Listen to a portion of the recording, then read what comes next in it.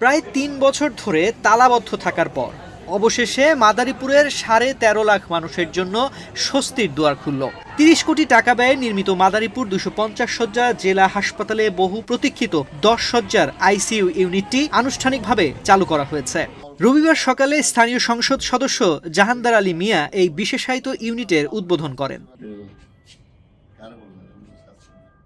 হাসপাতাল সূত্রে জানা গেছে ২০২৩ সালেই প্রায় ৩ কোটি টাকা মূল্যের অত্যাধুনিক আইসিইউ যন্ত্রপাতি স্থাপন করা হয়েছিল।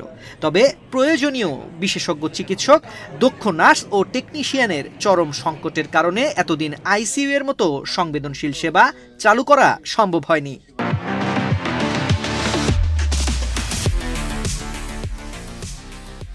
কোটি কোটি টাকার সরকারি সম্পদ ধুলোবালি মেখে পড়ে থাকলেও রোগীরা কোনো সুবিধা পাচ্ছিলেন না। ফলে মাদারীপুরের কোনো সংকটাপন্ন রোগীকে বাঁচানোর জন্য স্বজনদের চড়া মূল্যে ঢাকা কিংবা ফরিদপুরের হাসপাতালে দৌড়াতে হতো।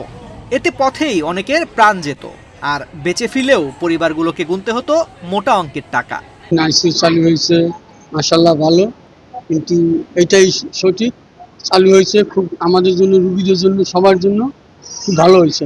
রুগী নিয়ে হয়রানি হইতো, যে ঢাকা যাওয়া লাগতো, খুলনা যাওয়া লাগতো, বরিশাল যাওয়া লাগতো। এখন অত দূরত্বে যাওয়া লাগবে না, মাদারপুরি সদর হসপিটালে আছে। এই জন্য রুগীদের জন্য, আমাদের জন্য ভালো হয়েছে। এই জায়গায় আইসিইউ চালু হয়েছে।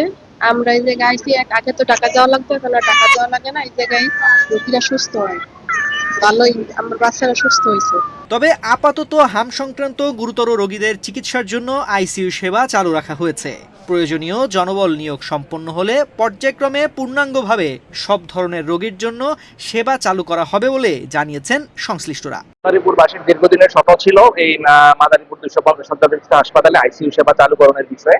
অনেকেরই দাবি ছিল এবং অনেকের আশা ছিল যে এখানে মাদারীপুরবাসী আইসিইউ সেবা পাবে।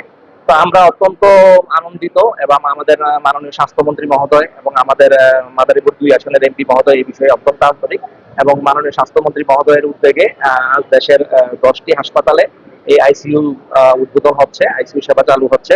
তবে এখানে আমরা আপাতত মিজেলস ডেডিকেটেড আইসিইউ হিসেবে এটা চালু করছি, কারণ আমাদের লোকবলের সংকট রয়েছে, আমাদের লজিস্টিকের সংকট রয়েছে।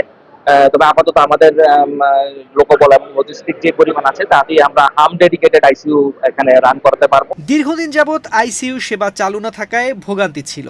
আইসিইউ চালু হওয়ায় ভোগান্তি লাঘব হবে, এমনটাই প্রত্যাশা ব্যক্ত করলেন এই এলাকার স্থানীয় সংসদ সদস্য।